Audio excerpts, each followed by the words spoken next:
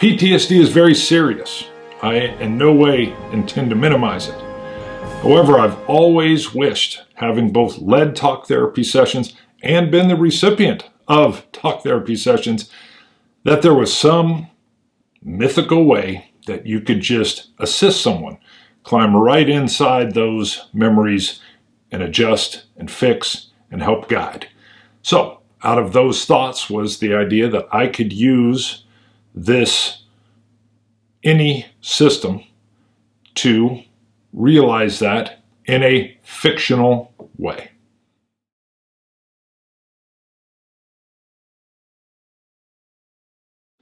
Hey, this is Chief Bonding with Board Games and RPGs. We pick up part 3. We're literally laying on the leather couch, Freudian-style psychological office. My mentor is sitting there and working as the clinician has pulled me out of that exposed stadium space with the glaring lights and the sarcastic comments and claps, and lets me know in no uncertain terms that I've been pulled to a safe space, but I'm going to be posed unsafe questions. And I think the very first one. So first of all, this harkens as truth to my dream state persona. And I'm going to say, I think Red's sitting right down there with kind of like laying on the floor right next to the couch that I'm on. And the question that's posed is, what are you paying attention to? And the answer is easy. My fear, my hubris in entering these hypnotic states and thinking I could help. So it's self-doubt. It's the fear. So I'm responding with, I'm paying attention to self-doubt and fear. I think the next question is, that's what I'm feeling now. How was I acting when I was in the shamanic state with the patient? Was I acting with self-doubt and fear? And the answer is easy. No, I moved forward boldly with my head up and my shoulders back. But that gives voice to this other fear of being hubris. That idea of what am I really ready to, or feeling like I wasn't ready, that it was hubris, that I could just enter into this and not expect to be challenged to the depth of this fear and this self-doubt. Yeah. And I think the response back is, who you are, your character, is your best defense against the suffering. Continue to become who you are. And not saying, the mentor's saying, I'm not saying there won't be suffering. I'm saying it's the best defense to the suffering. But the suffering you're experiencing now is your fear, your self-doubt. Was it hubris? Probably. A little bit. Helping you now here. There's a touch of hubris involved. But the way in which you move forward as you assist these patients, and the way your character acts and responds while in these states is your best defense possible. the suffering is yours. I think the mentor states that the journey that I've embarked upon, that I'm actually at stage one, which is I entered into this work, Shamanic Clinician, with a certain amount of naivete. The idea that it would be tough was tough to reach the patient, to help the patient, to get them on the right road. Naive to the fact that my own soul could be at risk. Completely naive that I was stepping into a whole different landscape, a potentially dark road. But that is the area that you, meaning I'm being talked to by the mentor, should move into. It's the unexplored territory. It's the place that brave men, only brave men or women enter. It's the stepping into the darkness to bring the light. And that is where I will even find myself. Wow. That's pretty good. And I think I'm like, wow, okay. I'm at literally the naivete stage of what I'm doing. I had mentally thought I was so much further along than that. And I think I posed back a question of, I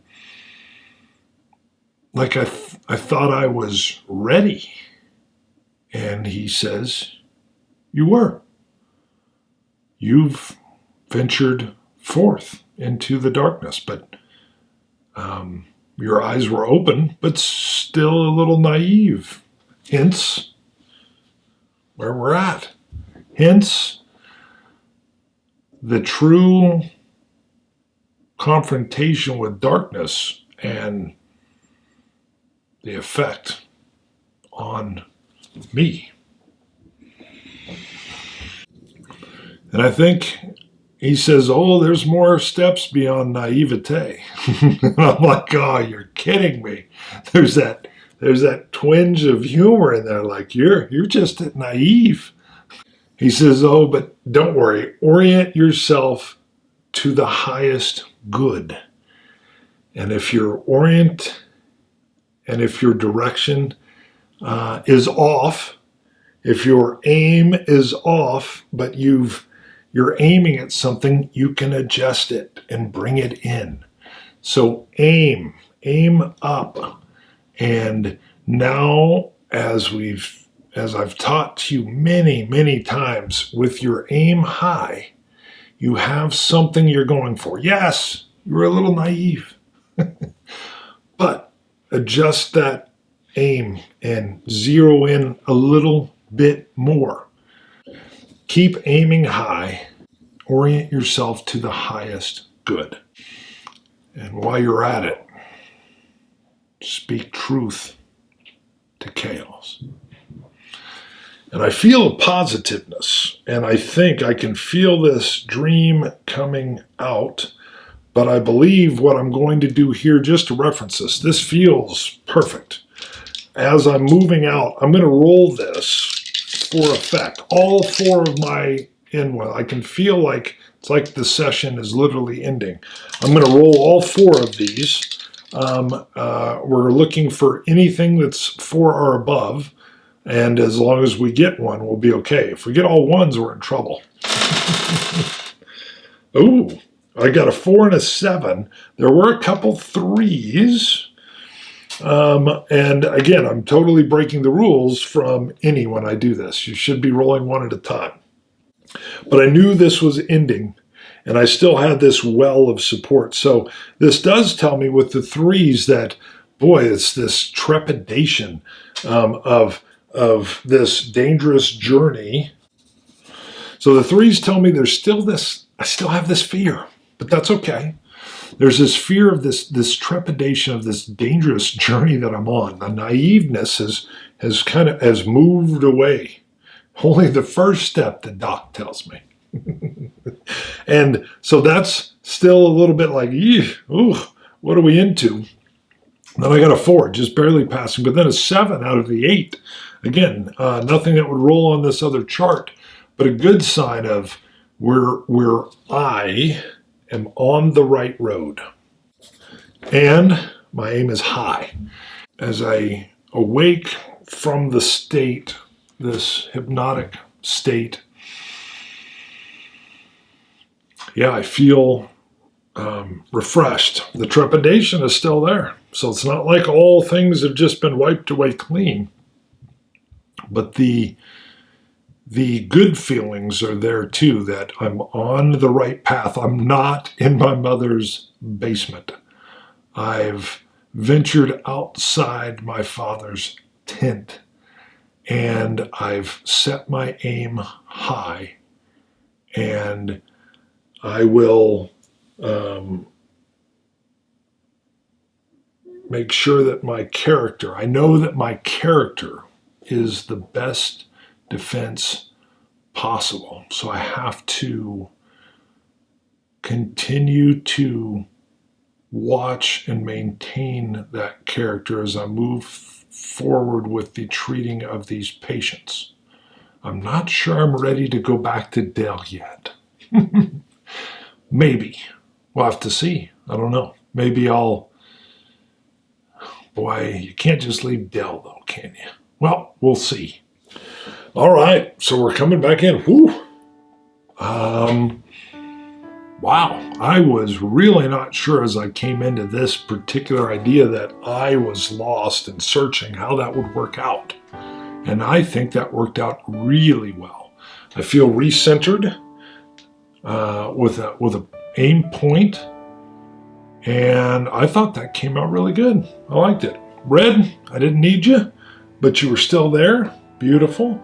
I've got my notes. The random events that popped up actually worked well with NPC events going on. I thought that worked in nice. But again, please put your comments in there. I really am watching the comments on this. This type of role-playing is very new to me, and I know I'm using a new system as well, and maybe I stray away from some of the it's not like I'm following the rules perfectly to the line, but I'll try to let you know when I'm outside them a little bit too.